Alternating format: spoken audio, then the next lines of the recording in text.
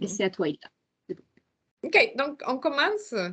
Et bienvenue à tous et toutes pour notre 13e webinaire de APMP Francophonie. Et dans cette occasion, on va vous parler de comment est-ce que s'est passée la dernière conférence BPC Europe 2022 qui a eu lieu il y a 2 semaines à Amsterdam et qui rassemble les différents chapitres de l'Europe à chaque année. Donc, les 2 dernières années, non, les dernières années, c'était en ligne à cause du Covid. Il y a 2 ans, c'était en présentiel et c'est là où on s'est rencontrés avec Peggy, Anne, Francine et Delphine. Et c'est comme la APMP Francophonie a pris forme. Donc, c'est d'une certaine façon un souvenir très spécial pour nous parce que, waouh, c'est pas simplement APMP qui a commencé à prendre forme, mais aussi que le monde a tellement changé dans les 2 dernières années qu'on ne s'attendait pas à ça. Comme anecdote, je vous partage qu'il y a 2 ans, Tony Round, qui était en charge de la partie Europe pour APMP, me disait, Hilda, je viens de recevoir une notification de la municipalité d'Amsterdam, me l'a dit en personne, pour fermer et annuler le reste de la conférence pour cette Covid qui semble qui est ici. Je pense qu'il s'exagère. On était presque 200 personnes, je pense. Donc, je pense qu'il s'exagère. On est déjà à plus que la moitié. On va finaliser demain et je pense que va bien se passer. On attend de nouvelles instructions. Donc, finalement, la municipalité d'Amsterdam a laissé presque tous les événements continuer pour ce week-end. Et ben, on a dit, mais bien s'est passé. Et quelques semaines plus tard, c'était vraiment le confinement qui commençait en Europe. Incroyable. Donc, petite anecdote. Quelques jours après même. Pardon? 3-4 jours après. C'était même quelques jours après notre retour. Quelques jours après. C'était incroyable. Oui. Donc, c'était très, très intéressant et je pense que tout le monde était très, très content de se rencontrer en personne et de rétablir les liens parce que même si les sujets sont toujours intéressants et on apprend beaucoup, il n'y a pas comme cet échange en personne et il y a une certaine joie qui se partage ou qui je pense qu'on partageait parce qu'on espère qu'on devienne comme le monde était avant, d'une certaine façon. Oui. Donc, c'est l'objectif d'aujourd'hui et on commence. Alors, est-ce que vous voyez bien mon écran? Oui. Oui. Oui. Du coup, pour le webinaire d'aujourd'hui, on a prévu un ordre du jour avec 4 points. Déjà, un petit rappel de ce que c'est la conférence BPC Europe, comment ça se passe, comment ça se déroule, qu'est-ce qui se passe pendant ces 2 jours-là. Ensuite, on a choisi de faire un focus sur 2 des présentations qui ont été faites pendant ce BPC Europe. Notre coup de cœur, chacune à Hilda et moi. Et je vous ferai également un retour. J'ai eu l'honneur cette année de pouvoir être moi-même présentatrice d'une session de présentation. Donc, je vous ferai aussi mon petit retour en tant que speaker pour vous expliquer un petit peu comment ça s'est passé Et on pourra terminer par un échange sur la prochaine conférence BPC Europe qui aura lieu en mars 2023. Et ça peut être intéressant dès maintenant de parler de ce sujet-là et de voir si on ne peut pas profiter de cette opportunité pour faire des choses ensemble au niveau de la PMP francophone. Alors peut-être pour commencer, la conférence BPC Europe, c'est quoi? C'est avant tout des conférences qui durent 45 minutes, qui sont réparties sur 3 salles différentes avec des thèmes assez variés, mais qui portent à chaque fois sur le développement des compétences ou le développement des chances de gain ou les nouvelles technologies. Il y a différents thèmes. Et cette année, il y a eu 32 conférences qui ont eu lieu, réparties dans 3 salles différentes. En complément des conférences, c'est aussi des exposants. En fait, les partenaires sponsors de l'événement ont un petit stand sur lequel ils les exposent. Et ce qui est important, c'est qu'entre les conférences, on a des moments de pause et où on se retrouve avec tous les participants à la conférence autour d'un buffet ou d'un verre. Et on peut vraiment discuter, échanger avec des pairs, rencontrer des personnes. C'était l'occasion, comme le disait Hilda, c'est ce qui nous a permis de nous rencontrer et de lancer vraiment la PMP francophonie il y a 2 ans. Donc, c'est vraiment des échanges qui sont avec des personnes qui viennent du monde entier. Il y avait encore pas mal d'Américains qui étaient là cette année. Il y avait quelques Indiens, Asiatiques. Et c'est vraiment des moments d'échange conviviaux. Et puis, c'est l'occasion de prendre du recul par rapport à notre quotidien, de lever un petit peu la tête du guidon et de se poser sur nos méthodes de travail, repartir avec des idées d'amélioration qu'on pourrait tester ou mettre en place. Avoir aussi des informations ou une émulsion qui va permettre de développer la reconnaissance de notre métier et puis retourner travailler en étant vraiment reboosté à bloc après ces quelques heures de répit, en tout cas qui sont aussi des heures pour soi, pour son propre développement personnel. Alors, si on détaille chacun de ces points-là, les sujets qu'on avait cette année ont été présentés. Je ne sais pas si c'est très, très lisible. Je vous ai mis ici l'agenda. Donc, il y a généralement, ça commence par un premier. Là, ça commençait le midi, donc il y avait un lunch, il y avait tout l'enregistrement des arrivants. Il y avait une session de bienvenue ensuite. Et puis après cette session de bienvenue, les différentes conférences ont commencé en parallèle, donc dans les 3 salles. Donc on a eu par exemple une conférence autour de ce que l'intelligence artificielle pouvait permettre d'apporter dans l'écriture de propositions persuasives. On a eu des tips and techniques from a real evaluator, c'est le sujet sur lequel Hilda reviendra juste après. Un autre exemple de sujet, what William Shakespeare knew about bid no bid decisions. C'est des sujets qui sont vraiment assez larges et qui sont portés par des présentateurs qui sont pour certains expérimentés dans le fait qui sont des conférenciers, on voit qu'ils ont l'habitude de faire cet exercice de présenter des présentations.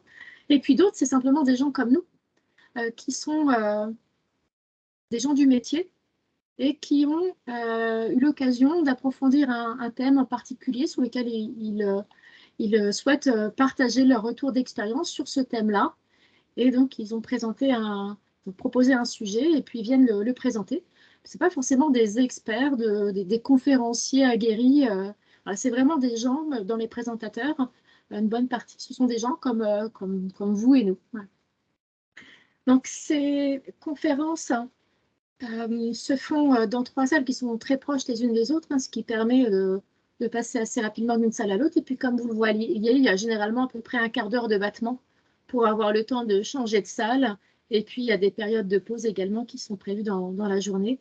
Et le premier soir, il y a vraiment un moment de convivialité après les conférences où on reste pendant 2 heures à discuter. Et à l'endroit où il y a l'espace convivial avec les buffets, c'est également à cet endroit-là que se trouvent les exposants qui sont donc les sponsors de l'événement, qui ont chacun un petit stand. Et on peut aller à tout moment discuter avec eux, leur demander des démos. Là, sur les exposants, il y avait une petite dizaine d'exposants qui étaient une bonne moitié des éditeurs de logiciels, donc des outils comme RFP.io, Qvidian, RocketDoc, Excite, et puis d'autres qui sont plutôt des prestataires de services, comme Shipley, comme Strategic Proposals, ce genre de sponsors, et qui ont un petit stand, en général avec 2-3 personnes qui sont là pour pouvoir répondre à toutes les questions et faire des démos quand il y a des produits. Est-ce que Hilda, tu veux compléter là sur les prestataires, enfin les partenaires qui exposaient ou sur les sujets des conférences? Mais sur le sujet des conférences, je dirais que parfois on peut sentir qu'on s'identifie plus avec un certain sujet et que quand même ce sont des sujets qu'on peut voir souvent dans notre day-to-day. Une chose que cette fois, je ne sais pas pourquoi cette fois en particulier, j'ai trouvé presque toutes les conférences où j'ai participé, où j'ai été très, très, très intéressantes.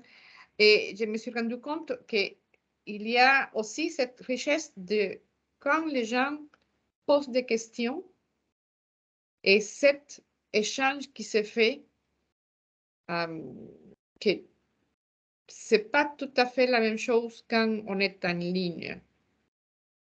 Et je ne sais pas, Peggy, si tu sentais aussi ça, que ça, Oui, c'est pas simplement le présentateur qui partage son expérience, parce que toutes les gens qui ont présenté sont très expérimentés, mais aussi l'audience qui amène ses vivances, son expérience, et que ça l'enrichit beaucoup. Et donc, je pense que c'est un élément à considérer aussi quand on participe dans ce type d'événements. c'est vrai que je ne l'ai pas précisé, il y avait à peu près 200 personnes.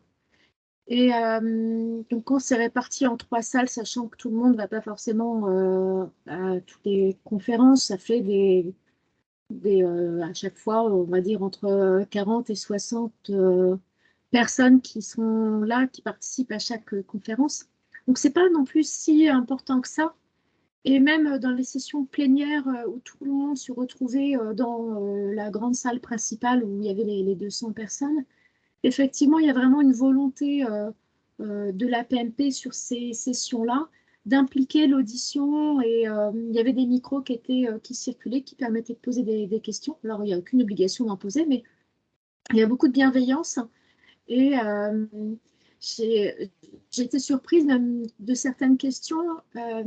On sentait qu'il y avait vraiment une différence de niveau dans les personnes qui étaient présentes. Il y avait des personnes qui étaient assez débutants dans le métier, d'autres qui étaient très expérimentées. Et il n'y a pas de honte à poser une question ou à donner un avis. Il y avait aussi beaucoup de personnes qui venaient apporter un petit peu un avis complémentaire par rapport à ce qui avait été dit, sans forcément que ce soit une question derrière. Mais il y avait des interactions et c'est ce qui rendait les conférences vivantes, comme tu dis. Enfin, moi, personnellement, je ne me suis jamais endormie sur aucune des sessions que j'ai vues. Je les ai toutes trouvées vraiment intéressantes et passionnantes à écouter. Et tu as eu beaucoup de questions pour ta conférence, Peggy? Oui, encore, moi j'en ai eu surtout à la fin pas mal, mais le sujet que j'ai abordé amenait pas forcément à poser des questions. C'était, à la limite, on aura l'occasion de revenir, mais le sujet que moi j'ai présenté, j'amène plus les gens à se poser leurs questions, mais au niveau de la partie convivialité, il y a ici quelques photos qui vous permettent de voir un petit peu la salle dans laquelle on se trouvait. Donc, c'est un lieu qui, en plus, vraiment super sympa. On est dans un espèce, ça s'appelle la Bourse d'Amsterdam. la Beurs van de Vreege, là. Et ça fait un peu, je ne sais pas comment dire, ancien monastère, en quelque sorte, je ne sais pas trop comment dire. En tout cas, c'est une grande pièce avec un très haut plafond, des murs en pierre avec une décoration style assez ancien, mais on sent que ça a été un bâtiment avec un certain faste à une époque, et franchement, le lieu est vraiment très agréable. Et la partie convivialité, on avait droit évidemment au petit buffet le matin quand on arrivait. Le midi, on avait un lunch toujours en mode buffet. À chaque pause, il y avait toujours des petites choses à boire ou à grignoter. Et dans l'ensemble, on est pas mal reçus, hein, Hilda. Je crois qu'on peut dire qu'on mange bien et qu'on est vraiment choyé aussi sur sur cet accueil. Et comme vous le voyez sur les photos, il y a plein de petites tables et vraiment les gens passent d'une table à l'autre et viennent discuter euh, avec un peu tout le monde. Donc il n'y a pas vraiment de barrière, c'est vraiment assez chouette de ce côté-là. Et puis c'est basé en plein centre-ville d'Amsterdam. Quand vous sortez du lieu, vous êtes vraiment à 5 minutes à pied de la gare. Vous êtes en face des bateaux qui partent faire les petites balades sur les canaux. Et vous avez vraiment le cœur animé vous êtes en plein cœur animé d'Amsterdam. C'est agréable parce que dès qu'on se balade juste pour rejoindre son hôtel, ben, on voit forcément les canaux, les maisons colorées. On profite aussi si on... Alors, il y en a certains d'ailleurs qui en profitent hein, pour visiter, pour vraiment faire un peu de tourisme. Moi, je ne l'ai pas fait cette année parce que j'avais déjà eu l'occasion de le faire par le passé, mais c'est aussi l'occasion de visiter un petit peu la ville. Et on pourra partager ça sur le site web de la PMP Francophonie parce que là, je ne vais pas vous relire tous ces témoignages-là, mais c'est vrai que dans les communications qui sont faites par la PMP, ils partagent aussi les retours qu'ils ont d'autres personnes qui ont pu participer. Et dans l'ensemble, j'ai le sentiment que tous les participants ont toujours reviennent de l'événement avec le même enthousiasme et le fait d'être boosté en énergie en ayant pu échanger avec des personnes qui partagent les mêmes problématiques, qui ont les mêmes enjeux, les mêmes défis à relever. Donc, tout ce qui va permettre d'apporter du réseautage, de se former, de trouver éventuellement des opportunités, soit de partenariat, soit de travail. Et puis, pour ceux qui ont les certifications APMP, c'est l'occasion aussi de collecter des crédits pour maintenir la certification. Et puis, c'est l'occasion de revivre des événements en live et pas uniquement en distanciel. Et c'est vrai que ça fait du bien de voir des gens en vrai. Là, ça nous manquait un petit peu. Donc, c'est des exemples là, de témoignages qui ont été partagés par d'autres personnes que nous, que je vous ai affichés ici. Alors, focus sur deux présentations qui nous ont particulièrement plu. Hilda, du coup, tu voulais nous parler de Tips and Techniques from a Real Evaluator. Oui. Pour moi, c'était un sujet qu'on ne trouve pas souvent, on n'est pas discuté souvent. Généralement, on parle de comment essayer d'obtenir les pointages les plus élevés dans la proposition ou dans une préqualification. Il faut s'assurer qu'on remplit tous les critères du client, etc., etc. Et donc, ça me semblait un peu comme hors de ce qu'on a toujours. C'est pour ça que je voulais participer, The Art of Influencing the Evaluator. Surtout parce que dans ma vie dans ma vie de proposal manager et dans le type d'offres qu'on prépare pour le type de projet, on fait toujours une session de stratégie, comme de réflexion stratégique sur les projets, la concurrence, qui est le client, les stakeholders, parties prenantes, on les traduit ici. Tout ce type de questions existentielles je les appelle existentielles sur l'offre. Et on a commencé à inclure dans cette brainstorming et thinking qu'on fait avec les participants dans ce type de strategy reflection meeting, généralement dans le cadre d'une joint venture. Est-ce qu'on sait qui vont être les évaluateurs de l'offre? Essayer de comprendre un peu les profils, l'expérience, etc. C'est pas toujours si facile à savoir. Parfois ça marche, parfois on sait, parfois on ne sait pas. Et on a commencé à inclure ça donc dans notre analyse. Donc, c'est pour ça que je voulais savoir de quoi s'agissait les recommandations. La présentation a été donnée par Garrett Earl, qui a été ou est, je pense qu'elle a été le président de APMP UK. Donc, une personne très expérimentée dans les sujets des software proposals et qui a eu aussi l'opportunité d'être évaluateur lui-même, je ne sais pas si on dit évaluateur en français, dans des offres. Et j'étais contente de confirmer ce qu'on discute à l'interne, que c'est important de présenter un document de qualité parce que nous, on les considère toujours du point de vue professionnel, d'être le plus professionnel possible dans les documents qu'on soumet, dans les offres qu'on soumet. Et il mentionnait que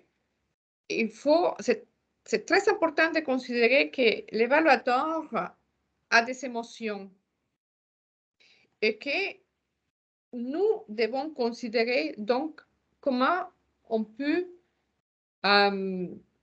toucher ces émotions ou influencer l'état émotionnel de l'évaluateur lorsqu'il va réviser notre offre. Et c'est pour ça que, en plus de connaître qui est le client, c'est très important de savoir qui est l'évaluateur. C'est le premier point ici à droite. Si c'est disponible, si l'information est disponible, très bien. Si l'information n'est pas disponible, donc il faut faire l'effort pour savoir qui sera dans le comité d'évaluation. Donc, les évaluateurs ne sont pas des robots parce qu'on considère qu'il y a une table qu'il faut remplir, une grille pour trouver les scores, que non, que c'est pas si mathématique et si systématique, que ce sont des gens qui ont une vie personnelle, qui ont des travail à faire, qui ont probablement des tâches qui sont en plus de l'évaluation qu'ils doivent faire. Et l'évaluation, c'est simplement une étape de plus d'un processus pour lequel ils travaillent. Et donc, qu'il y a des éléments à prendre en considération, comme préparer des narratifs, des offres qui sont clairs, faciles à lire, qui n'ont pas des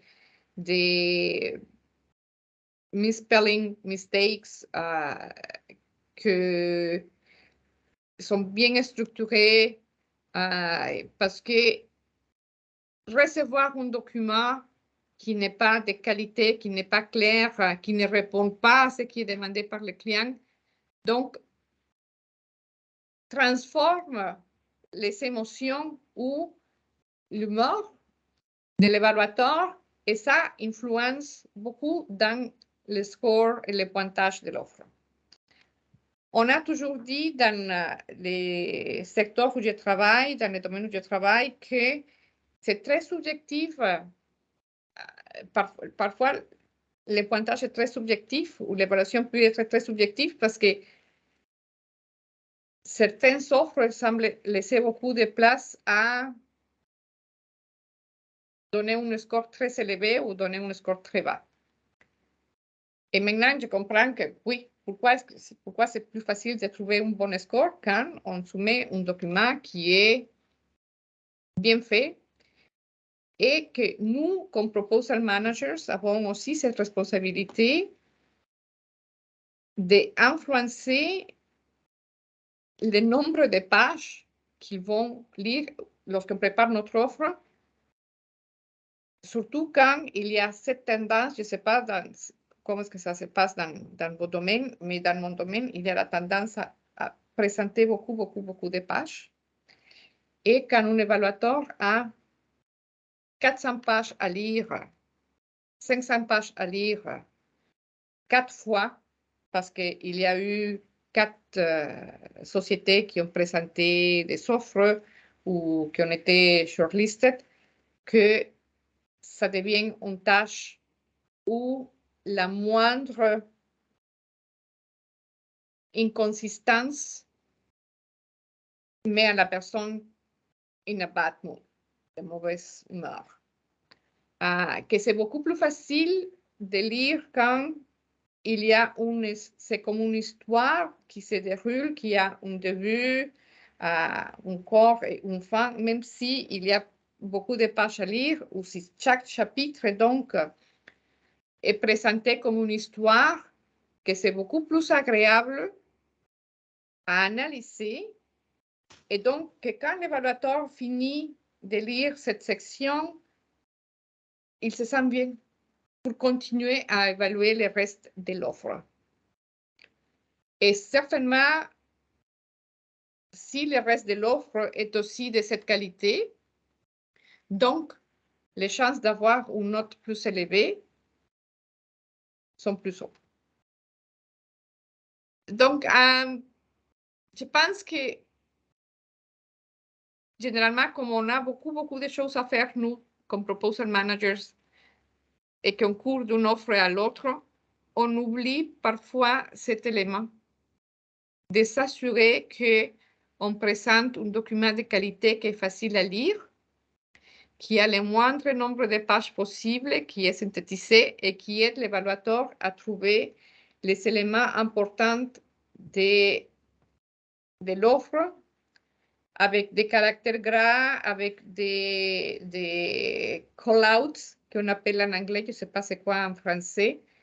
Et quand on fait ressortir l'information principale, quand on peut présenter des paragraphes courts qui sont comme un sommaire du reste, que ça aide beaucoup, et que même s'ils doivent remplir une table avec une matrice, avec plein de points, ça facilite la vie, et aussi de s'assurer qu'on inclut tous les différents éléments qui sont demandés dans l'ordre qui sont demandés pour faciliter encore la vie et donc qu'ils finissent l'évaluation de notre offre de façon agréable.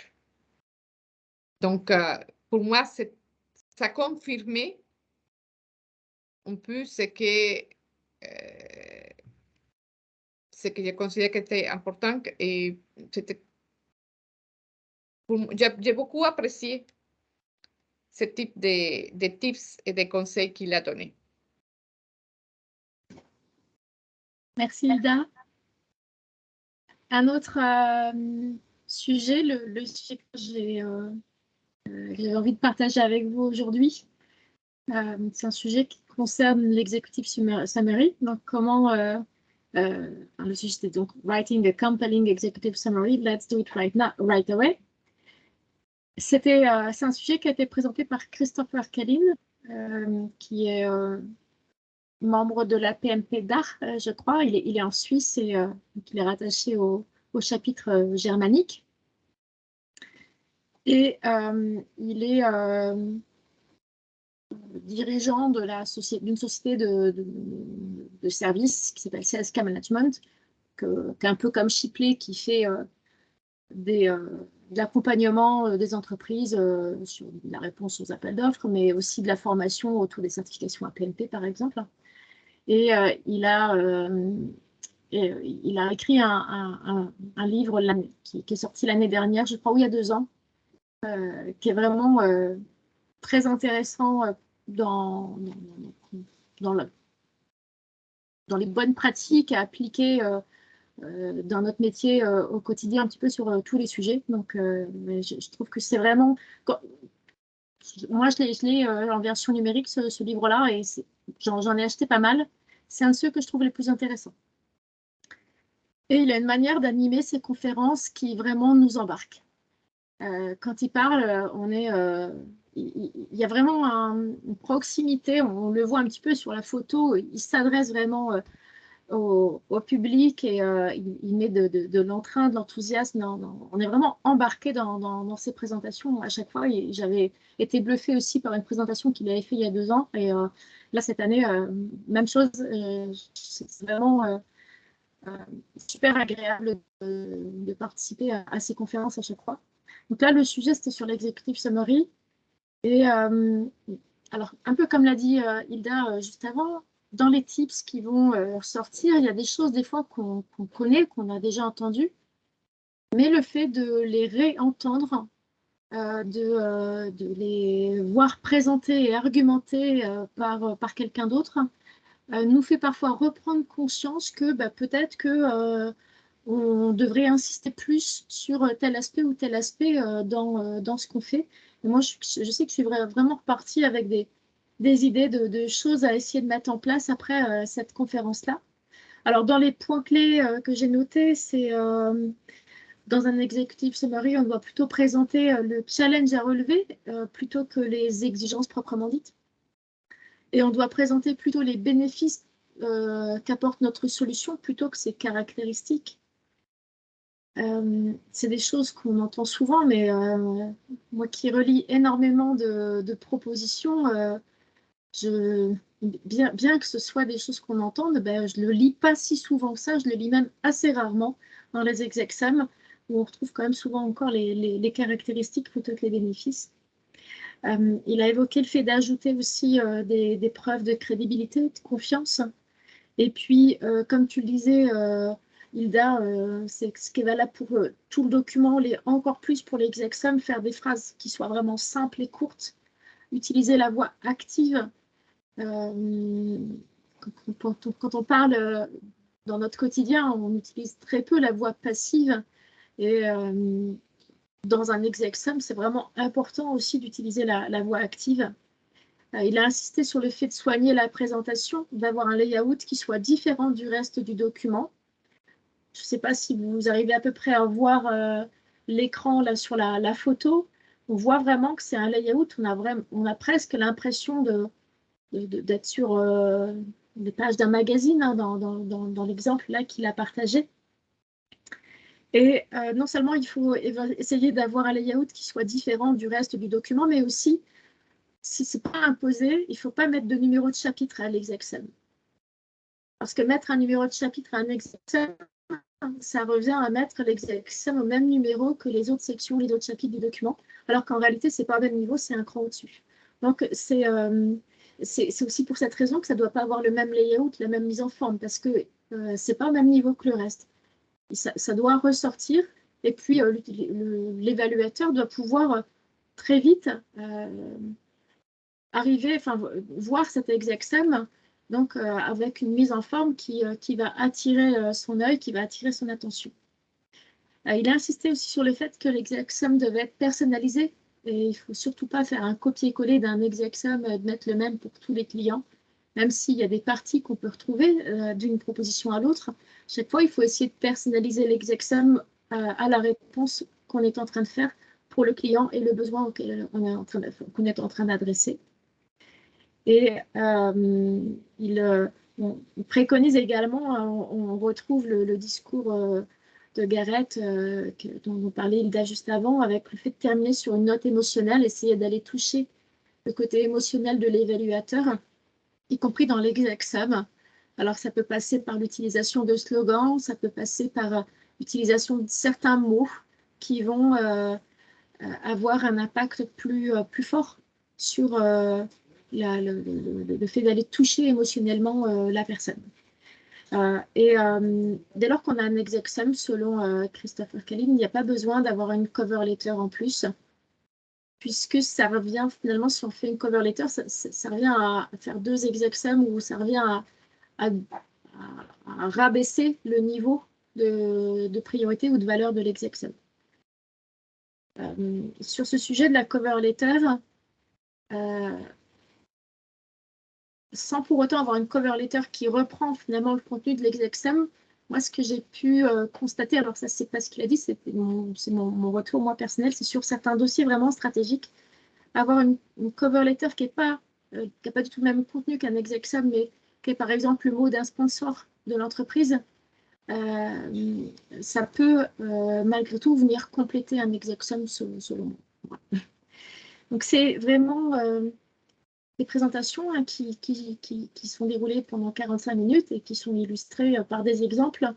Et on part de là avec vraiment des tips intéressantes. Moi, j'ai bien envie, là, dans tous les exemples qui sont cités ici, de retravailler, d'essayer vraiment de travailler sur la simplicité et la clarté des phrases. Aujourd'hui, souvent, je ne me pose pas cette question-là et du coup, demain, je vais vraiment faire l'effort de me poser la question. Est-ce que les phrases que j'utilise, elles sont simples, elles sont courtes? Est-ce que j'ai pensé dans l'examen, à présenter les challenges, les bénéfices, je le fais toujours, mais à apporter quelques éléments de preuve et de crédibilité? Et puis me poser la question, comment apporter une touche émotionnelle dans cet examen? Moi, c'est mes challenges que je me suis donnés pour les mois à venir par rapport à ce que j'ai pu retenir de cette présentation. Et si cette fois, je me place du côté du speaker, c'est pas un exercice qui est forcément facile quand on n'a pas l'habitude de le faire. Donc moi, le sujet que j'ai présenté, c'est 10 bonnes pratiques de la réponse aux appels d'offres inspirées de la vie courante. Et je ne vais pas rentrer dans le détail de la présentation puisque ça sera justement l'objet de notre prochain webinaire à PMP Francophonie où je vous referai la présentation que j'ai faite au BPC. Ce que je voulais partager avec vous ici, c'est comment ça s'est passé pour préparer cette présentation et puis le jour J. Alors déjà, on a beaucoup de liberté dans le choix du sujet. Là, moi, j'ai pu choisir, c'était Rick Harris, je crois, qui, un mois avant le BPC, cherchait encore des speakers. Et ils ont contacté certainement un petit peu tous les chapters en demandant, en indiquant qu'ils cherchaient des speakers. Et du coup, j'ai proposé de faire ce sujet qui est finalement un sujet sur lequel moi j'avais déjà travaillé dans le cadre des cours que je donne à des masters autour de la réponse à appel d'offres, mais des cours que je donne à des personnes qui ne sont pas à l'origine du métier de l'avant-vente pour expliquer ce qu'est notre métier et puis leur faire comprendre les enjeux de ce métier-là. Et aussi, finalement, ces bonnes pratiques-là, je me suis rendu compte qu'elles étaient utiles pour des personnes qui ne sont pas du métier, mais même pour des personnes qui sont du métier, elles vont vraiment nous être utiles également pour mieux comprendre et mieux prendre conscience de l'enjeu de certaines bonnes pratiques qu'on devrait systématiquement appliquer. Donc, vraiment, liberté dans le choix du sujet. Je dirais la seule chose qui est imposée, c'est le template qu'on doit respecter. Mais c'est un template assez basique, hein, avec un arrière-plan, le logo APMP en bas à droite, et c'est à peu près tout. On a une application qui d'ailleurs est accessible à tous les participants qui sont inscrits à la conférence et entre autres aux speakers. où on va pouvoir décrire un petit peu le sujet qu'on va présenter pour donner un peu plus d'informations que juste le titre, et puis renseigner sa bio, donc dire qui on est, quelle expérience un petit peu on a sur le sujet. Donc ça prend très peu de temps. En soi, la présentation à préparer, chacun a la liberté de choisir le sujet qu'il veut et peut éventuellement choisir un sujet qu'il a déjà présenté dans son entreprise ou dans un autre contexte. Donc, ce n'est pas forcément une charge de travail importante à préparer. Alors, on ne l'a pas dit, mais ça va certainement de soi, mais je préfère quand même le redire. Toutes les présentations sont faites en anglais.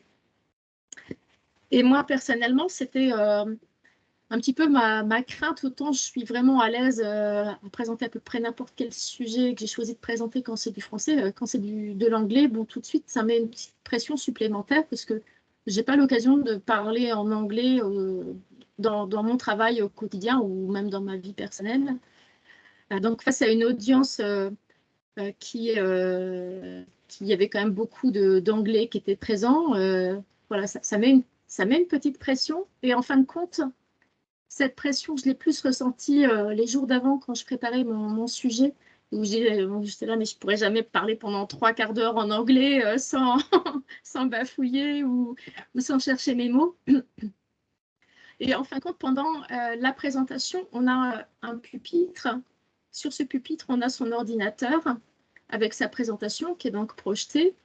Et on peut tout à fait avoir la présentation en mode présentateur de PowerPoint avec ces quelques mots-clés en commentaire pour avoir un petit peu ses penses-bêtes. Donc, il y a vraiment chaque conférencier, chaque speaker fait comme il veut. Soit il y en a qui préfèrent avoir un micro à la main et puis marcher sur l'estrade et pas rester derrière leur pupitre. Et puis d'autres restent derrière leur pupitre et peuvent avoir leurs quelques notes sous les yeux. Moi, c'était ma première expérience de conférence en anglais, donc je suis plutôt restée. J'avais pas de micro-main, j'avais juste le micro du pupitre. Donc, de toute façon, je suis restée au pupitre et j'avais du coup mes quelques notes sous les yeux et ça s'est du coup vraiment bien passé. En tout cas, par rapport à l'anglais, mes craintes étaient que j'avais pu avoir les quelques jours avant, finalement, et se sont m'ont beaucoup moins stressé le jour J. On est face à une salle, je disais tout à l'heure, peut-être entre 40 et 60 personnes suivant les sujets, mais avec des personnes on sent qu'il y a de l'écoute, on sent qu'il y a de l'intérêt, et ça, c'est aussi agréable. Comme disait aussi Hilda tout à l'heure, il y a des questions qui sont posées. Suivant le sujet, les questions elles sont plutôt posées en général à la fin, sauf si la conférence est un sujet un petit peu interactif. Et il y en a, j'ai vu une autre conférence où le speaker avait prévu une conférence vraiment très interactive. Il faisait lever les gens, il faisait leur faire mettre des post-it sur un tableau. Donc ça, c'est possible aussi.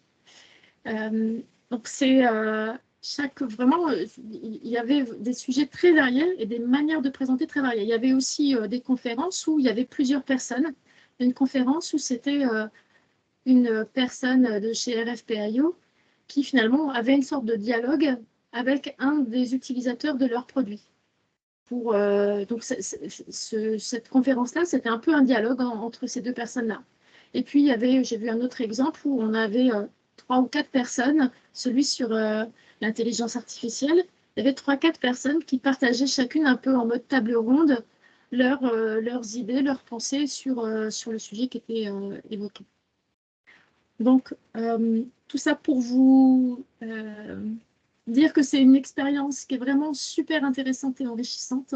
Je suis ravie d'avoir pu le faire et vraiment, je vous invite à tous à ne pas hésiter à vous lancer dans cette aventure et à proposer de présenter vous-même un sujet lors d'une prochaine conférence ou lors d'un des webinaires qu'on fait aussi entre nous. Parce que c'est aussi une manière de progresser soi-même dans la manière de présenter un sujet finalement, et que ce soit une offre ou une présentation de ce type. On m'amène à la prochaine conférence qui aura lieu l'année prochaine en mars 2023. Donc les dates sont déjà connues. Ce sera les 9 et 10 mars 2023 à Amsterdam. Toujours, alors l'année prochaine, ce sera Amsterdam. Et il est possible que l'année d'après, ça change.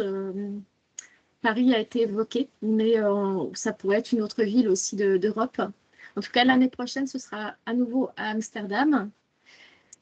Et ce qu'on se disait avec le bureau de la PMP francophonie, c'est que ce serait, on aimerait vraiment profiter de cette occasion, de cette conférence BPC Europe, pour essayer de réunir le maximum de membres de la PMP francophonie et que ce soit l'occasion pour nous aussi de nous rencontrer et d'échanger en live entre nous, membres de la PMP francophonie, à l'occasion d'un événement qui est vraiment l'événement de l'année dans notre secteur d'activité en Europe.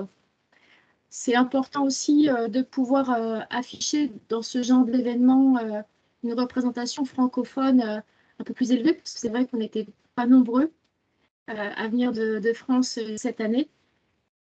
Et pour pouvoir aller dans ce sens d'une représentation francophone aussi plus élevée, eh bien, on aimerait, avec vous, commencer à réfléchir à des sujets qui pourraient être présentés par des membres de la PMP francophonie lors de cette prochaine conférence BPC Europe. Donc, idéalement, si on pouvait avoir peut-être au moins 2 présentations qui soient faites par des membres de la PMP francophonie, ce serait vraiment génial et on n'est pas obligé d'attendre le dernier moment pour commencer à discuter de ça entre nous et presque dès maintenant, on peut déjà commencer à en parler. Donc, qu'est-ce que vous en pensez, vous qui êtes là présents? Est-ce que vous avez des questions déjà sur cette conférence BPC? Et est-ce que ça vous a donné envie d'aller à la prochaine ou pas?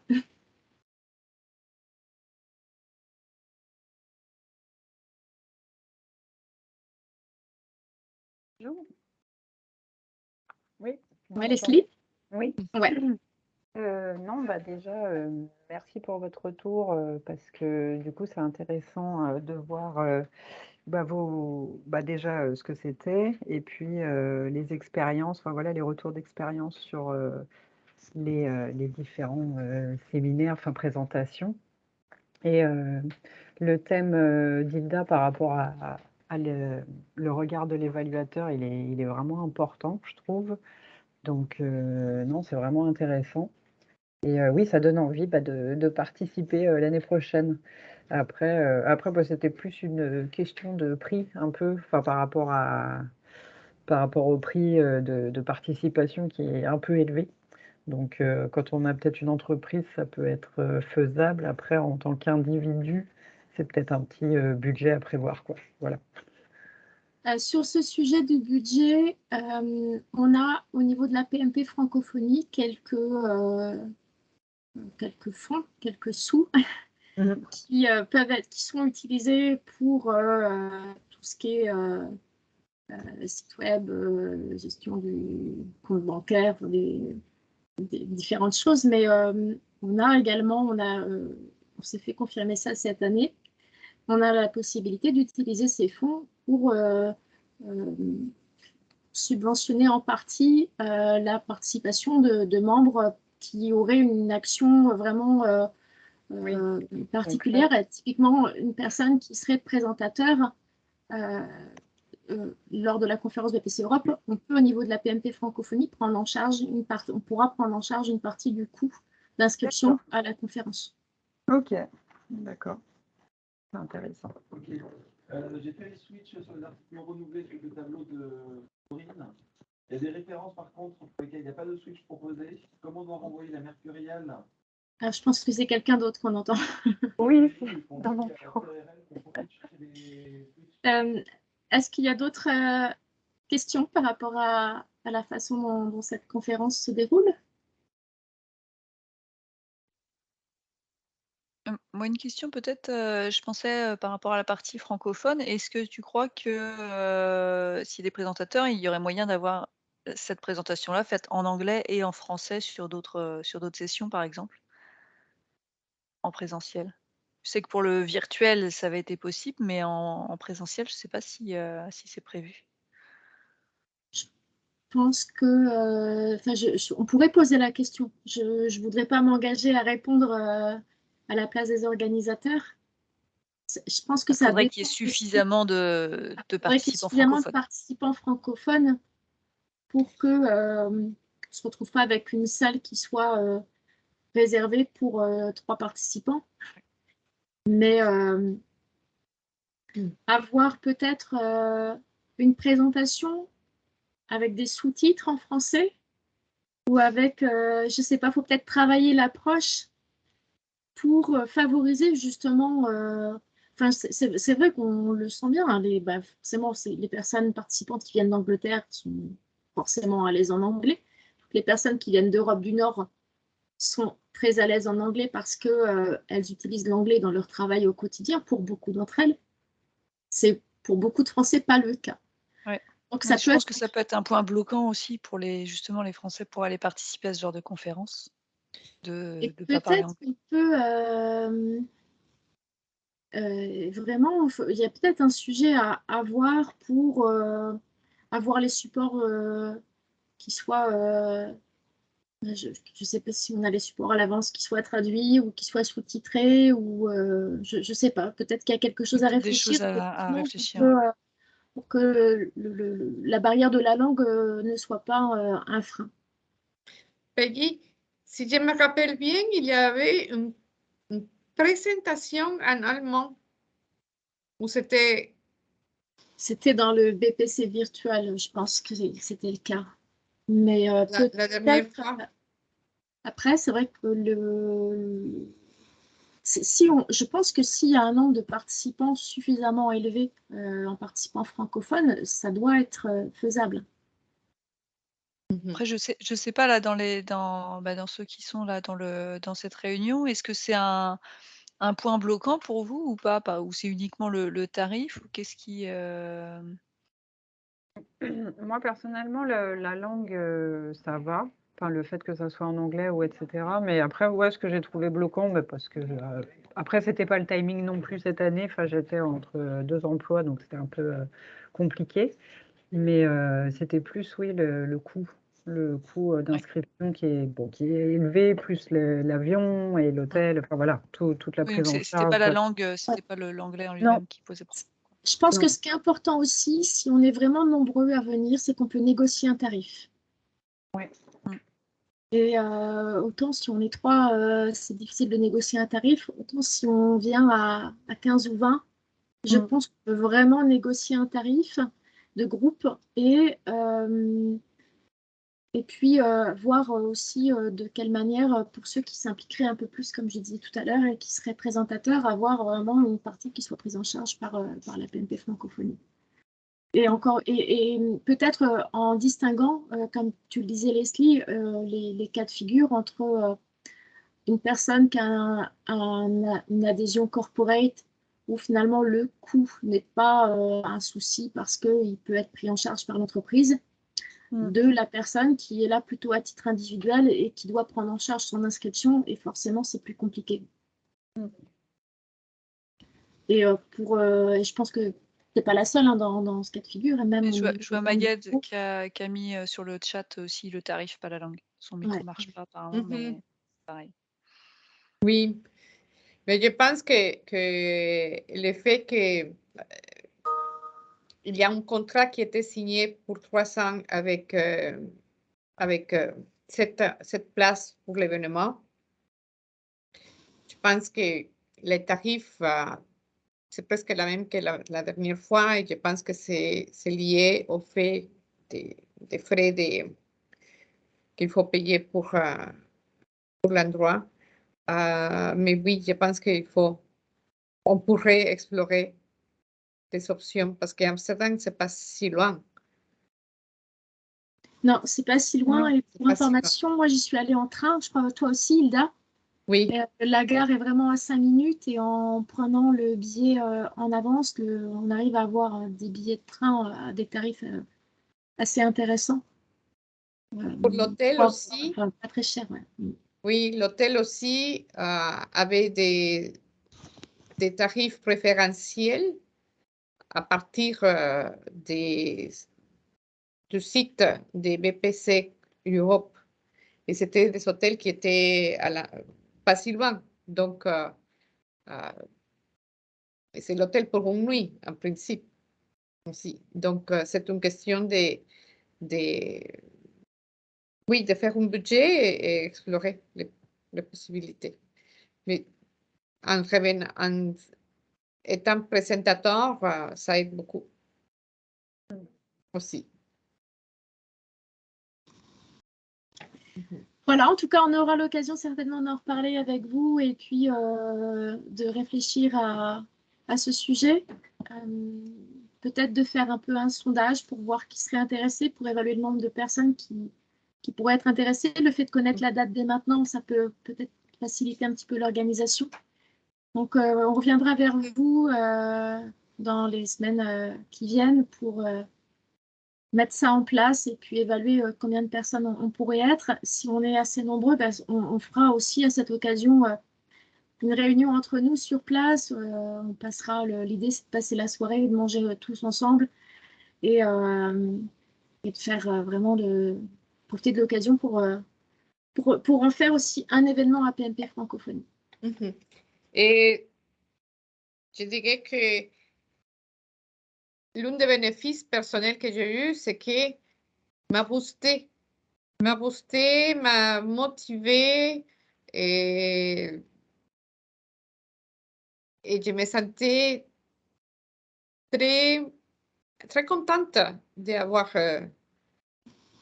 participé.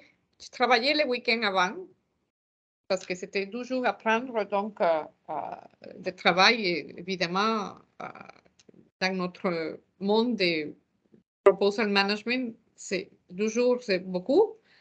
Donc, oui, ça m'a coûté les week-ends en travaillant, mais je suis contente. Je suis contente. Anne, je vois que tu as affiché ta caméra. Est-ce que tu veux terminer par un petit message Je vois qu'il y a quelques personnes qui sont déjà parties, mais peut-être tu voulais nous faire passer un petit message, non? Non, pas tout de suite. Je ne sais pas quoi tu penses, mais peut-être pas tout de suite. Ok, non, pas de en souci. revanche, super intéressant. Moi, j'ai pas pu venir cette année, malheureusement. J'avais assisté il y a 2 ans, hein, là, 2 ans, 3 ans, quand on s'est rencontrés. Et vraiment, pour ceux qui n'y sont jamais allés, c'est vraiment un événement super intéressant. Votre feedback aussi, je trouve que c'est une très bonne idée. Vous l'avez très bien rendu. J'ai hâte d'entendre du coup ta présentation, Peggy, maintenant, pour le prochain webinaire.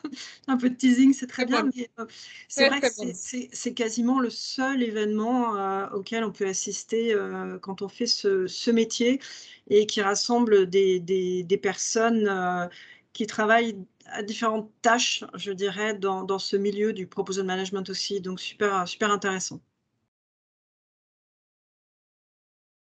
Ok, bah, je pense qu'on a déjà pas mal débordé. Je vois qu'il est 14 h.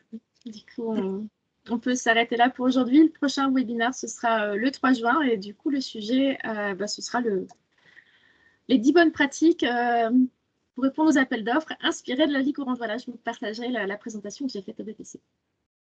Merci. Merci à tous. Bonne journée, bon week-end. À bientôt. Merci, vous aussi. Merci.